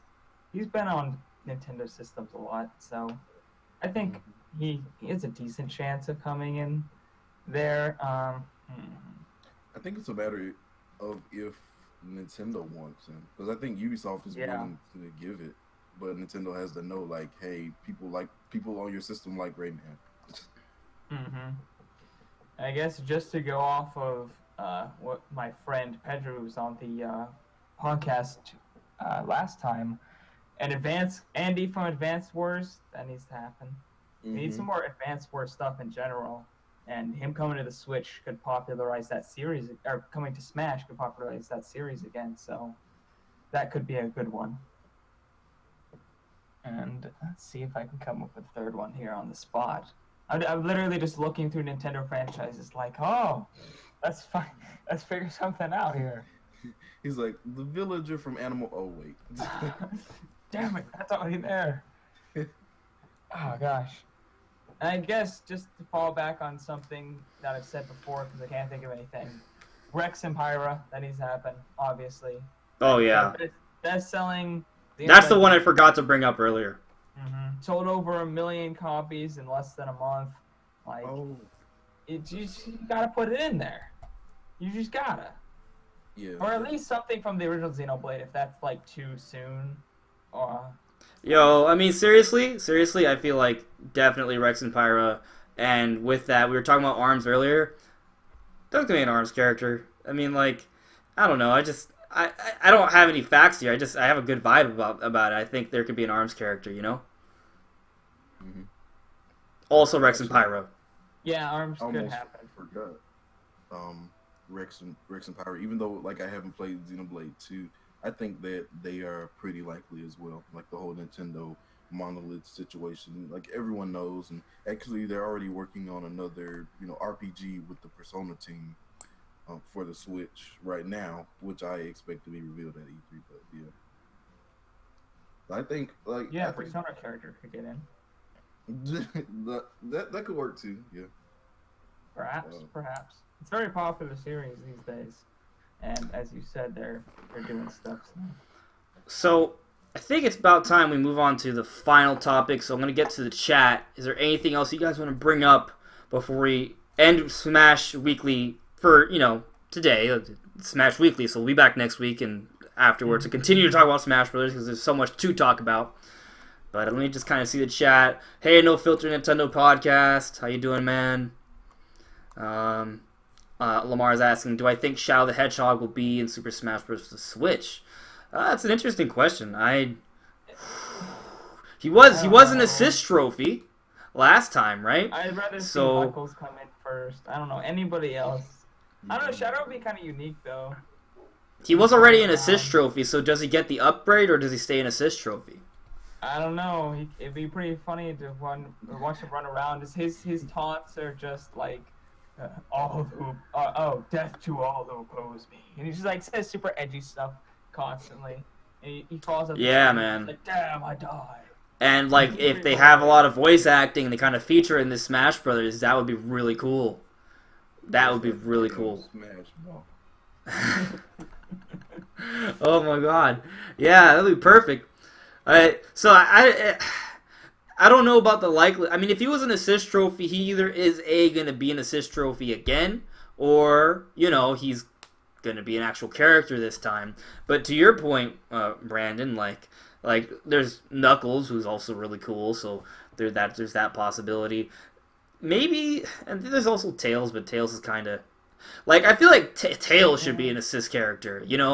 Tails is the assist character. He helps you fly. Like, he should be an assist character, right? I wonder if Tails and Knuckles could be reskins for, like, if they go with the whole skins thing, they could work that for Sonic. I think, because I don't think their movesets, if they were new characters, would be that different. Yeah. So let's any last things before we jump into. Also, Vegeta-san, Rabbids as an item like Pokemon, definitely agree. That's a fantastic idea. But I think we should move on with the discussion. Can I read one more comment? Yeah, go ahead. Just for lols. Yeah, go ahead. Vegeta-san says, Will has the sexy voice, Andres has the lovely hair, and Brandon has the smile. Oh, such a lovely comment. I agree with the voice part for Will. Like, when he said that, when he had that Shadow the Hedgehog line, like, where's that Smash Ball? Like, yeah, that was dope. Yeah. So, all right. I'm going to end Smash Weekly for now, guys, but if you have comments, put them there. There's a lot of comments today, so it's hard for me to get to all of them. But, I'll try. So, Pokemon MMO rumors. Okay. Now, this one I think is kind of crazy. Now, there's a lot of rumors circulating. There's tons and tons and tons of rumors out there. Obviously, not all of them can be true. But there were some rumors that came out January 2014. We're in March 2018. That was more than 4 years ago. Okay? And when that happened, those rumors encompassed basically two things. One, it was talking about this system from Nintendo that had the ability to, was portable, but also had the ability to plug into a terminal and blow up on the television. Like, they used similar wording like that. And that was back in January 2014. I don't remember any hybrid rumors back then. I don't. But basically, yeah, around that time is when they started, for sure. So then, the belief is that was the first hybrid rumor, that this Pokemon rumor. And within that rumor, they talk about a lot of details about this Pokemon game in development for Switch, rumored to be plus and minus. It was rumored that, lots of stuff. There's so many different things I get to. I need an entire list, right? Like, I suggest checking out both Endgame, The Cube, and Arrow. They're both really covering a lot of the Pokemon information, so more shout-outs to other YouTubers. Like, check them out. They are covering a lot of this content very thoroughly, so you can learn a lot about it. But the talk is that this game, according to the rumors, right, will have, it'll be Pokemon, but apparently it'll have a lot of online MMO-like features, which is the thing that really excites me there in terms of the rumors. And then obviously there's new Pokemon. It might be based off like Sri Lanka, and a lot of the things that are said basically are being said again by this guy that apparently is one of the translators for the game now, who's Italian, and he's been leaking a whole bunch of stuff. And a lot of things he's leaking are lining up with this rumor from 4 years ago. Now, he could have seen that rumor beforehand, so, maybe he's just, spitting it all out, but people seem to believe that this guy is actually a translator, and a lot of things he's saying are lining up with this rumor back from 2014. And of course, the rumor back from 2014 literally predicted what the Switch was, which seems like more than just a coincidence. It could have been, but I don't know if it may not have been.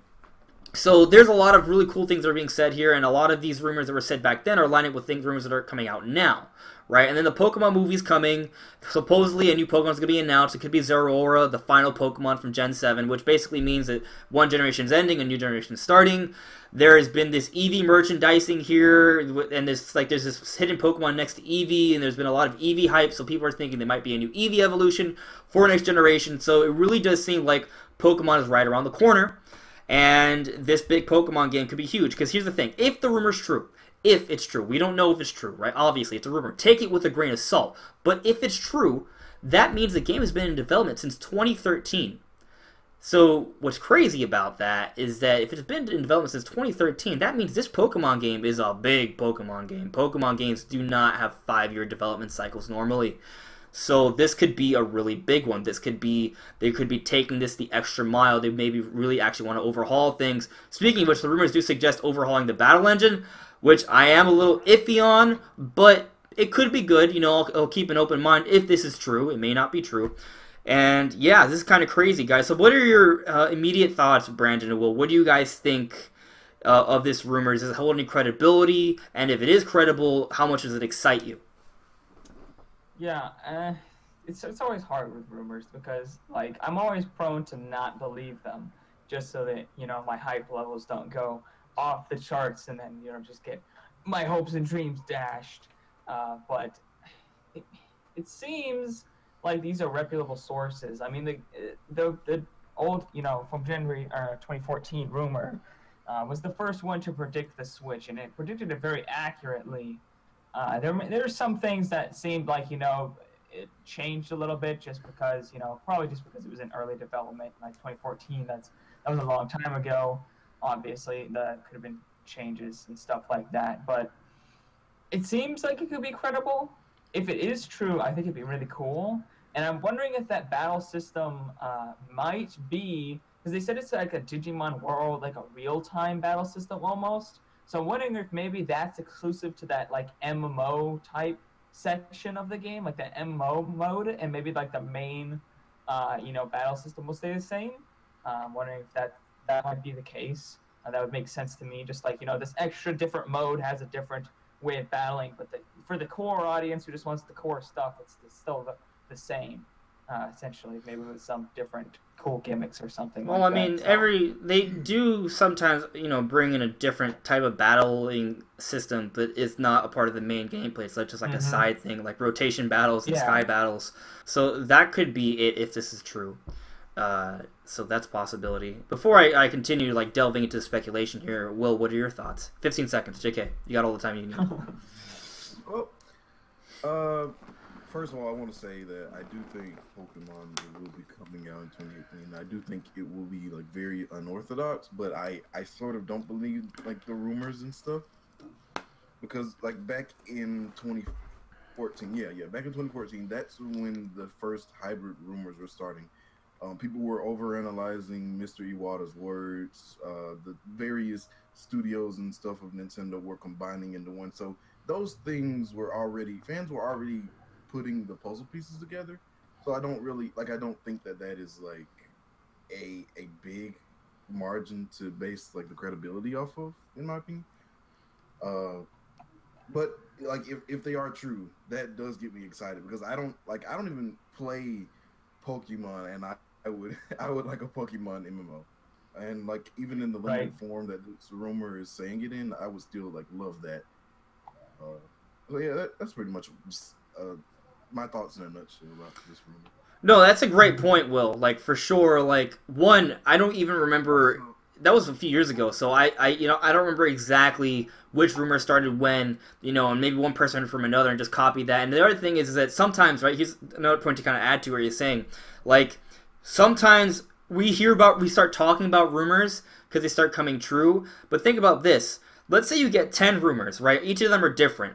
No one talks about any of the ones that are wrong, but the one that is right is the one people are like, hey, that one was right. Maybe this guy knows what he's doing. Or maybe he was just one of a whole bunch of people that were predicting something random, and because he was right, that's the one that was brought up in media, and people are like, oh, this one. There's something there. So then maybe that's kind of like a situation here, right? Maybe there are a whole bunch of other rumors, like, oh, Pokemon virtual reality MMO, right? This one, it will be free versions, and the only starter will be Pikachu, but you'll have a giant horn and you'll be dragon type. Like, like there could be a whole bunch of other rumors, but it's only ones that sort of predict semi-truth that, are the ones that people pay attention to years later. So, interesting point. We'll just kind of bring that up. So that's true. So go on. One more thing. Like the rumor I saw, it describes the Switch in sort of a weird way. It describes the Switch as two separate entities, and when you're exclusively on one, the gameplay is different. Whereas if you were just on the other, the gameplay would be different. Like I think that's a little, like weird. Like, it does. Like it describes it as if it were a home console that can be broken off into a handheld, and like the system would tell, and it would be a different battle system. Like that doesn't really make a lot of sense. So actually, there were early. Oh, go on. No, I just want to speak to that point because the thing is, I remember a lot of the rumors and talk about the Switch before it was a Switch, before it was the NX. We were hearing stuff like that, described like that, like it was compartments you could take it into pieces, you know, and there was like a terminal. But except the terminal is like the dock, right? Like the Switch is in pieces, though. They have two Joy-Cons, you have the Switch and you have the dock, and together they sort of form like the console, right? So I actually think that sort of adds to it, but again, right, you know, it could still be just one lucky random rumor, but the description actually fits pretty well to, like, I guess, the pre-production phase of what the Switch was when it was just the NX. So I actually think that part actually adds some credibility to it, but again, you know, maybe it's just one of those rumors that got through the woodworks that just copied another rumor early on. But my problem with that part is that it describes, like, modes that you can only play like on docked, like you could only play it docked. Which I mean, the mode that they described was the MMO mode, which you would need to be online for. So maybe that's why you can only play it on docked. Or it could have just been like early concept. Like maybe they thought that it might, you know, because obviously the Tegra technology didn't exist then. They might have thought that it wasn't going to be as powerful as it was. So maybe in handheld mode, there were modes that couldn't exist unless you had it in docked form. So maybe that's why? Because, I mean, this is 2014. Like, this information is old. Like, that could have been before that's just before they finalized hardware and stuff like that. So there definitely could have been a spec difference there that could have caused that reasoning. Or maybe they had planned to make different forms, and they decided on the, you know, when they found out about the Tegra chipset and how powerful it was, maybe they decided to go for that, you know, home console experience on the go thing that they're going for now. So it's hard to say, but that is interesting to me. Mm-hmm. Yeah. Another point, Brandon, you were bringing it up earlier as well. Like, let's just say, okay, for the sake of argument, I'm not saying it is real, but let's just say it is real, right, for the sake of this argument. If it is real, all of the things that it says is rumor, right? Like, it doesn't really matter because it was 4 years ago, right? The amount of things that change in development, you know, from the span of 4 years is a lot. A lot. So whatever the rumors were then, whatever ideas they had then, are probably have changed drastically since. So then, you know, I'm just kind of saying, like, even, like, everything we're hearing, we should take it not only the grain, like multiple grains of salt, because it's probably different. That's the way the development works, you know? Like, I remember when I first saw Twilight Princess back in E3 2004, and it looked amazing. It was so cool, so special. But it took a long time for us to see it again, right? I mean, it came out in 2006, so it felt like an eternity back then. I was a kid. It felt like an eternity. But, like, what we got with Twilight Princess, there were sections that were shown off in the original trailer that just weren't in the final build of the game, and the style looked a little different. There were things that were missing. I was like, hey, where's the game that I first saw? Like, that's the game that's like, what is that? Like, that's so mysterious to me. Where is that in this game? And those assets are still in the game, but a lot of it they sort of changed up because, you know, it was still early in development when they showed it off. So, you know, that's just kind of an example of games, they change a lot, and that's just 2 years. Imagine 4 years. I mean, they did that for Breath of the Wild in some ways. Like, the art style for it, like, changed. Like, it just straight up isn't the same. Like, it's a similar art style, but it's not the same. Like, there's a lot of differences just in style and look and graphical fidelity from the original reveal of Zelda Breath of the Wild to its release. So, like, they do this all the time for games. Yeah, exactly. So, Paper Mario sticker star as well. Oof. Let's talk about the MMO elements. Okay. If there were MMO elements, what would that mean exactly? How could there be MMO elements? So I don't actually think it would be an MMO, right? And I think, who was it that was bringing it up? It was, let me see. Vegeta-san, you were saying if they use an MMO similar to Xenoverse 2, then it's okay. If not, then no, just make it as good as Breath of the Wild. So we'll see. Also, Lamar Spring, I think Pokemon's coming out in November, not December, in my opinion. Mainly because every Pokemon game comes out in November. So, just using history there. But, you know, it could be different. Could be different. Will, literally, you said yourself earlier that... Was it you? No, I'm sorry. I was talking to... It was somebody else, I think. I don't know who. It's a different beast. It's a different beast. Switch is a different beast, so the patterns could change. Actually, you did say that earlier, so, yeah. But I was also speaking to a friend of mine before I spoke to you guys, and they also said the same things. Like, hey, you know, this is if this new Pokemon game, like it's not a handheld anymore. It could be something else, right? So like the pattern could be different. Like all data points we had beforehand could be thrown out the window altogether now. So I still think they want to get it out before like Black Friday because that just makes sense. Yeah. No, it does. It makes a lot of sense. But at the same time, if they can't make it, if they can't hit that date, then December is better than January. Yeah. So, that's also a possibility. I think they're trying their hardest to get it out in November, though. Right. No, definitely. Hey, if this rumor is true, it's kind of no way it's not ready, but I don't know. Right. It's a long... 2013 seems like a... I feel like we would have seen something already, but hey. No, I mean, well, they're 2013 early development stages. I mean, they didn't even know what the specs of the Switch were back then. Right. The full concept wasn't revealed. You know, they were just dabbling in it. So I'm sure like actual real development on the final version of the game did not start then. Yeah. Yeah. And you know, if anything, I think they would have a good idea of what the Switch sort of looks like. And that it would be like one system that it can be undocked. Initially, they were planning to get the Switch out by 2016 holiday. That was the initial goal. They wanted that, but you know, just it didn't come to pass. So, but that's still, you know, it's only a few months later. Like, yeah, it just seems like I don't know, like 3 years in advance actually makes sense. Yeah, that makes sense. That they would, yeah, that makes sense. I was just thinking about like the dates, you know.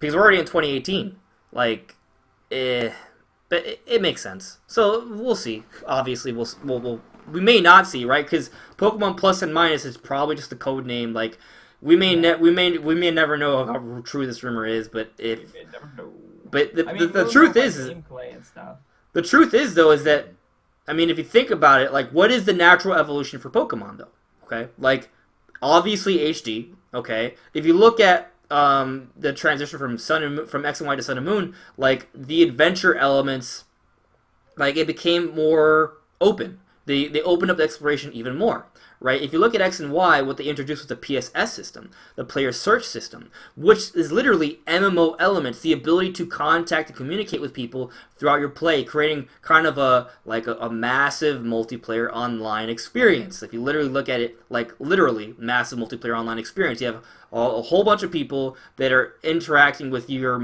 a multiplayer sort of online experience.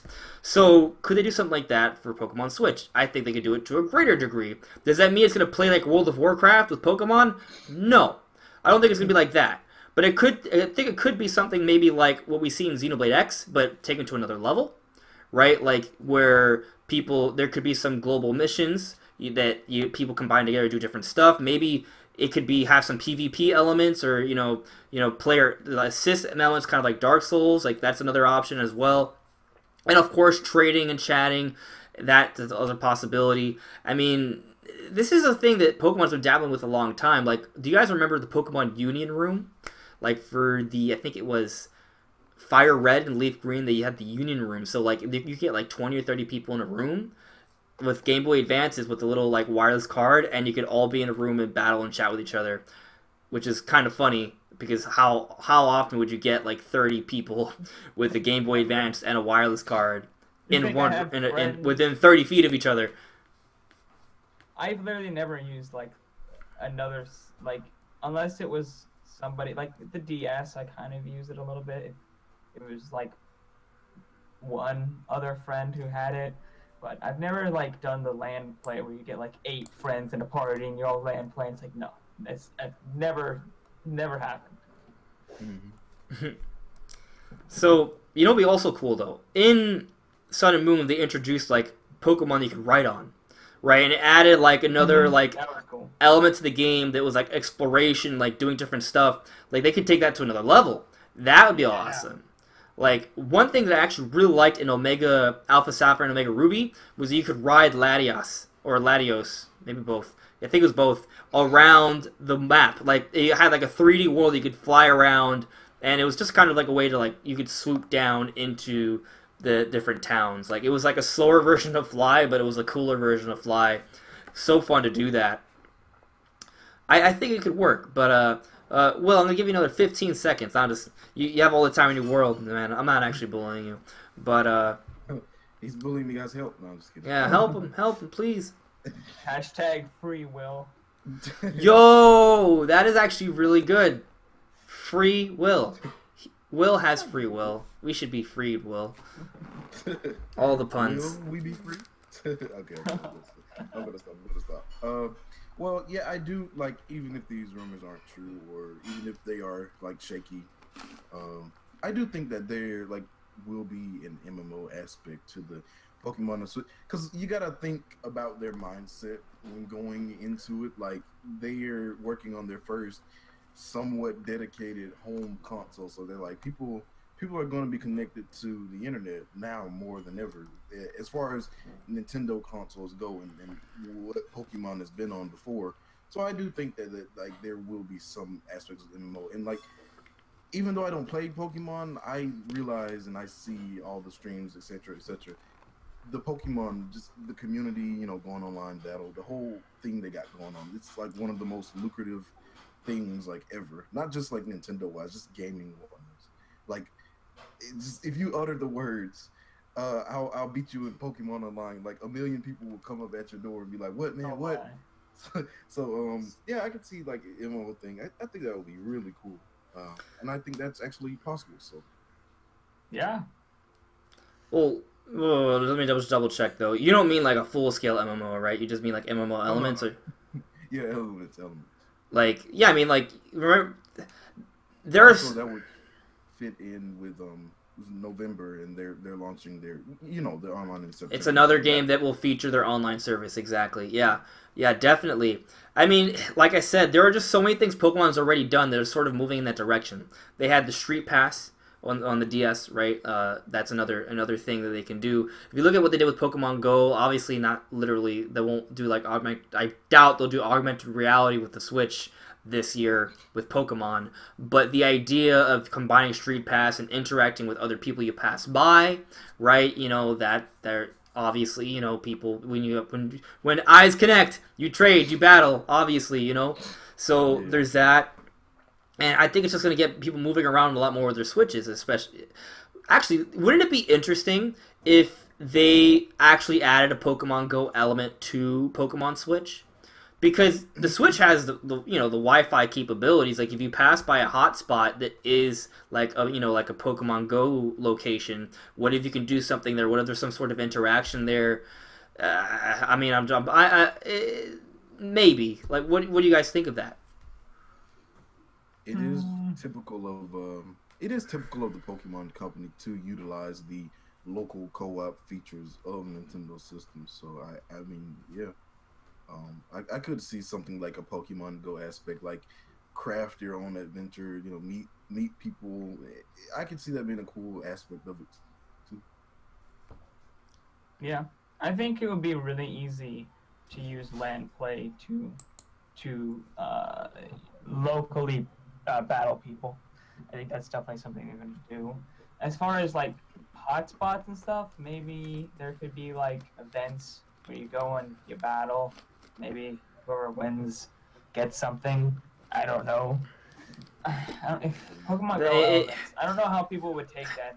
Well, it's just one of those things where like these are all things that Pokemon's done before. Like if you were able to take your 3DS or your Game Boy at some point to the GameStops or Best Buys, they have events where they release a Pokemon there through Mystery Gift, right? Like they could do that with all of these Pokemon Go spots instead. Like they could do that, like just a different little things like that to get people to go out and like meet other people in locations and play Pokemon. That is an option, right? On top of course, when you're at home, you have a lot more online connections. I really like the idea of kind of like that Dark Souls sort of style where you can at times literally go into other players' worlds. Like obviously not like 1,000 people traveling the same region, but at times maybe multiple people can go in the region together, and there could be certain additional multiplayer challenges that would be really cool.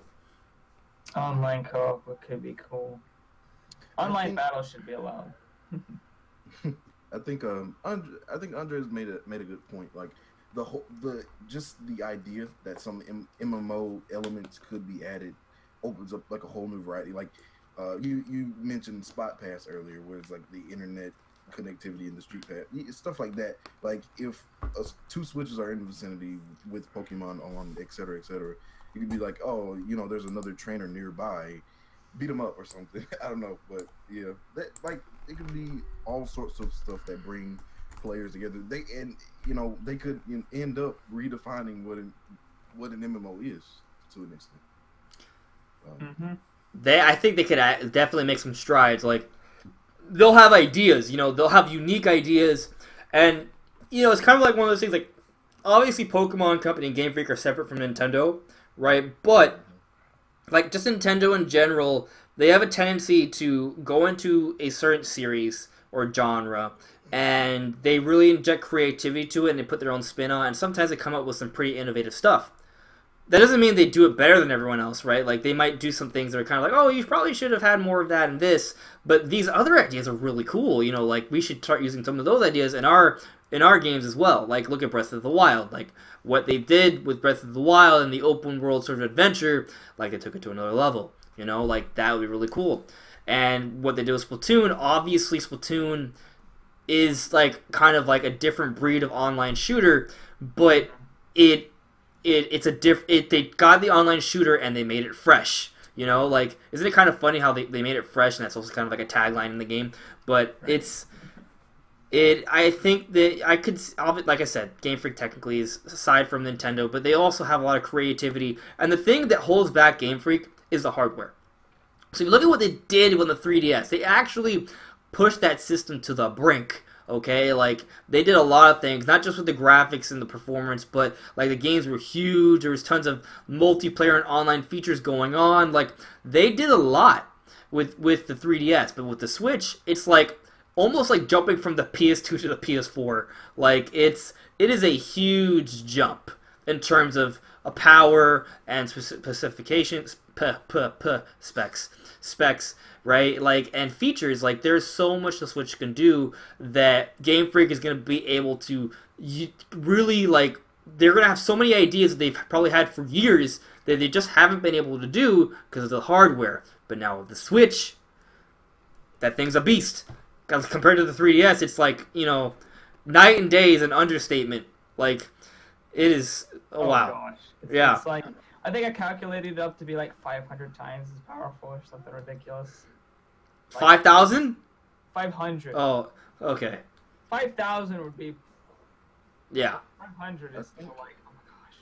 I think it's also like important to note that it slowly, like as of like recent years, like stuff like Animal Crossing New Leaf, all of these online components are slowly being added to traditionally non-online Nintendo franchises and stuff like that. So I think it's like really important to note that Nintendo themselves are becoming more online friendly, online capable, online, ethical and stuff like that. So like I think there will be some online aspect of Pokemon, even if the MMO thing isn't true. I do think online will be starkly different at the very least. Yeah.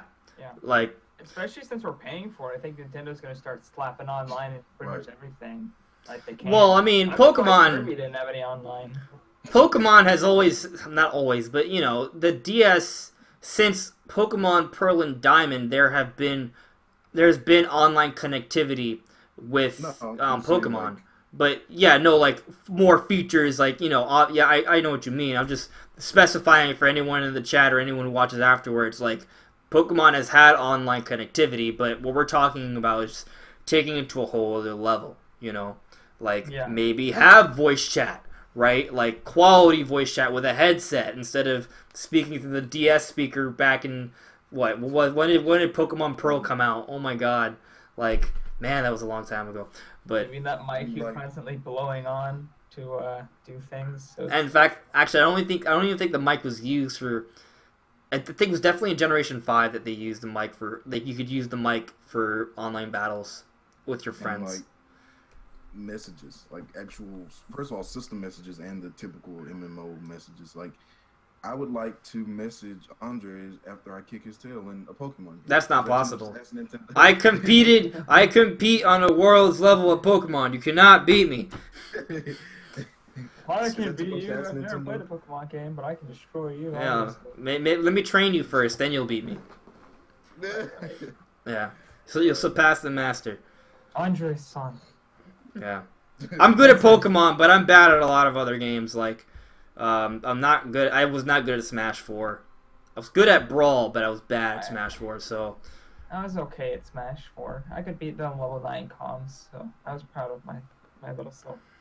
Yeah, I would also like to message Andres when I beat him in Smash too. That works too. Yeah, it'd be great. Is that too much to ask Nintendo? Yeah. I'm just kidding. It'd be great. And we got system level voice chat for Splatoon if you play LAN, so it's not hardware restricted. It's just they don't want to put it in yet. I think, just get on a small tangent here. I mean, they haven't updated their online app at all since they launched the beta version. Like, I mean, they added, like, some features, like it won't close out if you close your phone, like, stupid stuff like that. But, like, literally, Splatoon's the only game that's there. Like, other developers have said they tried to get their voice, like, their stuff to voice chat with it, and Nintendo would not allow it. So, like... Yeah. Nintendo's actively just saying no. They're actively hating on their own stuff. I don't think they're going to use that app. I think when we see... the trailer or whatever the info would get for their online service, they're gonna be like, oh yeah, that app, what are you talking about? That doesn't exist anymore. Or this isn't The Buffalo. online is going to be something special. Well, I think that much. I think it has a lot of potential. Like, if you guys play Pokemon, does anyone here play Pokemon and also know about Pokemon Showdown? So for those of you who don't know, right? Alright, so Pokemon, even though it seems like it's geared towards kids, Pokemon actually has a very, very, like, deep battle system that has a huge competitive scene. Right? It is in some ways comparable to chess. Okay? Now, the thing about Pokemon is an RPG. There's a lot of grinding involved. You have to build Pokemon teams. And if you want to have the best Pokemon team, sometimes you may build a team, test it out, and realize, oh, this sucks, and you have to start over again. So what people do is that there are simulators online that you can basically simulate all the moves, items, abilities, stats, and battle people online. And, like, I probably put in thousands of hours just playing on an online battle simulator on Pokemon Showdown. But you test out Pokemon teams that way, and it's cool. That way you get like, oh, this team works, and then you build it in the game, and then you have it, and you can go to tournaments and play along with your friends and all that good stuff. But the thing is, though, it's kind of like, I kind of wish they had that in actual Pokemon. Now, I thought about it earlier, right, and I guess I understand why it's not in it, because, like, if you had the ability to battle and just literally inputting every stat you want, every ability, every item, every move, it would kind of detract away a little bit from the process of building up your team. So I kind of understand that, but I do want to see them to continue to sort of cater to the competitive gamer at the same time, and like you know, come up with ways to make the process easier. And they have been doing that. They progressively, like every generation, they've like made it a little bit easier, or they've come up with tricks to, you know, raise your Pokemon 2 times, 4 times, 6 times as fast. Like, they do stuff like that. But I would maybe like to see some online modes that are kind of geared towards just like maybe like watching replays, or, you know, like maybe they do have like options to like try out other people's Pokemon, but maybe they could like have like a rental system online for all competitive players to experiment with that, but you can only use it in a specific mode. That way you can't actually, you know, like they would limit it so that way it doesn't take away too much from the actual game. But I would like to see that. They've been moving in that direction. I would like to see them make a bigger jump, especially now that they're going to be able to have a lot more online, you know, components to the game. I know you guys don't play competitively, so I'm not sure if you have anything to even add to that. I have nothing to add to that. Just like competitive, yeah. You guys are like, oh, okay, that sounds nice. That's a bunch of words. I didn't understand most of them, but okay. Yeah. So I'm going to start closing down the discussion, guys. So everyone in the chat, You guys have been talking a lot. Really cool. Glad you guys are all here. But if there's any questions, anything that I didn't get to, or you want any new questions for me, Brandon, or Will, put it in the chat now. We're going to close this out in less than 10 minutes. But is there anything that you guys want to bring up before we end the discussion while I kind of wait for people if they have any questions to put them out?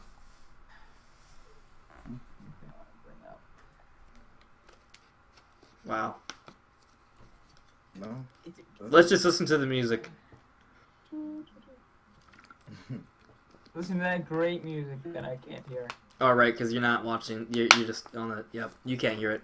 Sorry. Oh well. Brandon specifically cannot hear the music. Andre's Will's this way. I could. It's Pikmin music. Yeah, right now. Dope. So, yeah, Vegeta-san, yeah, man, I'm glad you like what we got going here. I hope you keep following, bro. Cool dude. Yeah, it's be fun, for sure. Okay, Owen Foster has one more final question. Well, I can't read. Will we have Pokemon Amiibos using in the new Pokemon game? That's actually a really interesting question. Because there's way too many Pokemon to create Amiibos for. So I think they're just going to do the starters and everything else will be the cards or whatever the heck they have right now. They could do Amiibos for the legendaries, the starters, and maybe a couple other Pokemon that have like the limelight like in movies and stuff. Right? So like for example, some of the speculation for the next Pokemon movie, right, is that they're going to have Zorua and they're going to have maybe a new Eevee evolution. Maybe that Eevee evolution would become an Amiibo. What would that do in the game? Maybe when you scan the Amiibo, you get an egg that lets you raise that kind of Pokemon, or it's like an event Pokemon. That's what they could do. They could have an Amiibo that gives you an event Pokemon. That's a possibility. The only problem with that is that once you get the single event Pokemon, it kind of loses its value after that. So here's another idea. What if they have actual NFC cards? There's already a whole bunch of NFC cards. What if they... there's a whole Pokemon trading card game, which is huge. What if they implemented NFC cards with, Pokemon cards, and they could create a lot more of that? I think they just came out with a patent for Amiibo functionality in Pokemon trading cards. Yeah, they do. There you go. There you go. I still think that the starters might get their own Amiibos, didn't they? They could still do that. Like, the cards and the Amiibos could have the same functionality, right? It's just kind of like an aesthetic thing. So you could still do that. There could probably be a card and some will actually have an Amiibo, but they could have more Pokemon that just have cards. No Filter makes a good comment. He says they need to Breath of the Wild a new Pokemon and also Travis Touchdown for Smash. Yo, that would be great. Travis Touchdown actually... Yeah, fit quite nice. Actually, if Shovel Knight doesn't make it, Travis Touchdown. Actually, now that I think about it, he's more likely than like a lot of people we've been mentioning. Yeah, he has a good shot. He has a history. He's been exclusive on... Well, is he? Yeah, he's exclusive for Nintendo platforms, right? Mm-hmm. At least timed exclusives? No, he's been exclusive through and through. Right, so then... And we're came out, and he was like, Nintendo's the only reason, I keep going with these games. Because they're the only ones willing to support me with these games. Except, well, a lot of, developers come out and say stuff like that. But yeah. It's just, Nintendo's too good, man. So, yeah. Nintendo gives that support, bro. Phoenix Wright wouldn't even be a thing. Because even Capcom was like, I don't know about this, man. Then Nintendo was like, oh, man, go for it. And then, it became a hit. Because Nintendo knows things that other companies don't know. Like the fact that Bayonetta is going to be good. And things like that. Like, yep. It is supporting these series, unlike Microsoft. It's a certain game we all know about that got canceled. Vegeta-san has an interesting question to our Amiibo point. Amiibo for Pokeballs. So actually, I was thinking, you could only use the Amiibo to get, event Pokemon, which is really cool in and of itself. But if you think about it, Amiibo for Pokeballs, as Vegeta-san asked, what if they kind of just do, sort of like a Pokemon Go route, where, I'm not saying it's going to be Pokemon Go, what I'm saying is, on top of event Pokemon, when you have an Amiibo card or Amiibo figurine, right, they also can give you some Pokeballs, some potions, just stuff like that as well. And that could be a daily thing. But also, maybe the first time use, you get a special event Pokemon. I think that makes a lot of sense. Yeah, yeah. I think it's Vegeta Science. It's an interesting question. I think you're onto something there. No, he's gone now, but yeah. Is he? Oh, oh wow, the chat. Left. He might have heard that. Not sure. Hopefully. If not, Man, all these like I thought it was at the bottom, and then it wasn't. Oh well. Yeah, really yeah, bad. Cycly man, you should definitely try to come to the podcast more often. I'm glad that you enjoy this one. You know, always glad to have you around, bro. Let me see. Oh, Vegeta did. He did hear. There Oh, okay, cool. Phoenix Writer Professor Layton for Smash Brothers. That'd be interesting. I would love to see their moveset. I would love that. Would be They would have to go creative with that one, like Pac-Man. I remember there, like when it was rumored that Pac-Man would come, they were like, "He's not coming. There's no way they could." And then he showed up, and they were like, "Holy crap! I stand corrected." Right. I was like, "What are they gonna do? He's just a bunch of pixels." It was fun. Yeah, I mean, don't underestimate what Sakurai and his team can do in Smash Brothers, man. Like, they could come up with some creative stuff. Yo, I loved Duck Hunt. Duck Hunt Dog was amazing. That's what I really hate when people bring up. They're like, well, Nintendo might not be creative enough for this. It's like out of all the companies, you think Nintendo isn't creative? Sure thing, but right. So, just to that point, I actually remember a lot of people used to say that, oh, Nintendo just rehashes all their franchises. They don't come up with anything new. So, a couple things I want to say to that, because I feel like it's not said enough. One, Nintendo usually reinvents their franchises, okay, and they don't come out with most of their big ones on an annual basis. So, look at Call of Duty, or look at Assassin's Creed. Those are solid franchises. Not saying there's anything wrong with them, but they come out with them every year, and they're usually just marginal changes of pretty much effectively the same kind of game. But then look at, like, say, Mario 64 to Sunshine to Galaxy to Odyssey. Oh, and there's also 3D World. Like, those are all very different Mario games. You know what I mean? Very different Mario games. So they reinvent their franchises, and actually they do come up with new IPs. Look at ARMS. Look at Splatoon. Look at Mario Maker. Look at Xenoblade. Look at Sushi Striker. Look at, I mean, so there are some smaller ones that have come out with the last couple of years, like the Armadillo Dylan, right? Like he's one. They tried this the game with Abraham Lincoln, which I think was a bomb. Steam. Yeah. Steam. Codename Steam. That was a bomb though. I actually really enjoyed that one, but yeah, I know what you're talking about. But everyone thought it was gonna be Majora's Mask 3DS. Yeah. But there was also Ever Oasis, which I also don't know if it sold too well, but that's another new IP. The 3DS games don't sell that well anymore unless it's Pokemon. Yeah. So. Yeah. But that game looked really good. It looked like a spiritual successor to Fantasy Life almost. Even though that game is another new IP, and it was amazing. That game was my favorite 3DS game. So good. Fantasy Life 2 on Switch. Hell yeah. Yeah. Everyone's looking at this game called Fantasy. And it's like, no, that's never going to be Fantasy Life. But oh well. Well, I mean, there are spiritual successors that could at least have some elements from previous games, so that happens. So yeah. I would like a spiritual successor to Metroid Prime. I don't need Metroid on my system. Disregard. Okay.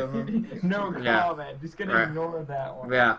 Anyways, everyone, thank you so much for watching. I hope you guys had a good time. Remember to like this video. It really helps out. I really appreciate that if you guys do that. Check out Brandon and Will if you haven't already. Check out their channels. The links are in the description below. Okay? And we will be back next week. And, of course, we're coming out with content throughout the week as well. So, yeah, thank you so much. Everyone, it's been fun. Had a good time. All right. Good night. Bye, guys. Bye, guys.